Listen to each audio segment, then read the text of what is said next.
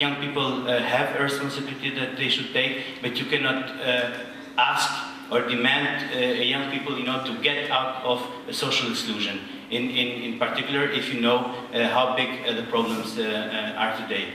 So I think it's, as a context, I think it's very important to keep in mind in which framework are we dealing today. Well, the framework is this one. As we are seeing it today, as we are experiencing today, even not only people, young people who are being excluded, young people, let us say, in a city like Brussels, who form the majority of youth.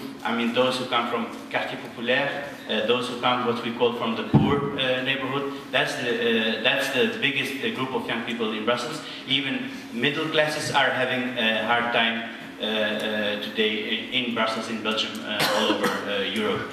So this neoliberal paradigm, I think, is important to mention. And for those who work in practice, I work myself also in practice with young people in Brussels. I'm between practice and theory. I think it's important to understand this, to keep this in mind.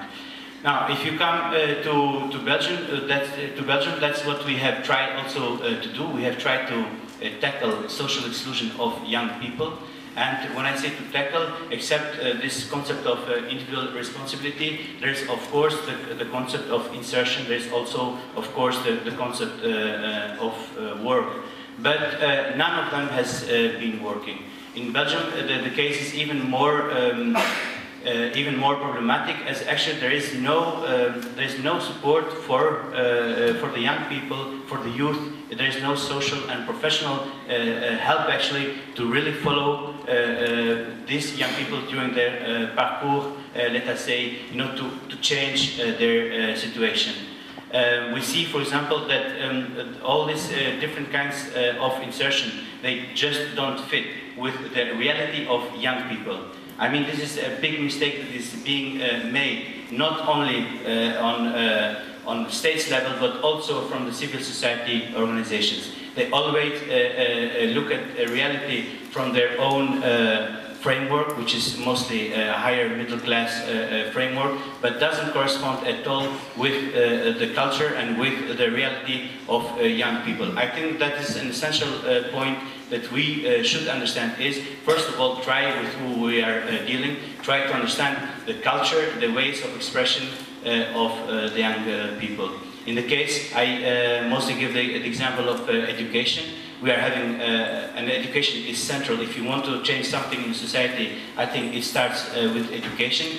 Well, one of the biggest problems, let us say today in Brussels, is education. First of all, Brussels is the only capital in the world that has nothing to say for its own education. That's one. Secondly, the education system doesn't correspond at all to Brussels youth. Now, I think it's very important if we want to change something for this youth, most of it, they are of different origin. Well, we should think, how can we really involve the youth in this common project? But I have to be pessimistic on that. I don't see that changing. Another, now, to move, I can maybe mention a couple of figures. In Belgium, we have 16% of the population living in poverty, and they call this the poverty line. But the poverty line, don't trust that, because the poverty line can change very quickly for many people. It's hard to say, well, let us say previous year you were in poverty and today something changed, you are above the poverty line and you are not anymore in poverty. It's just for me, it's just a construction.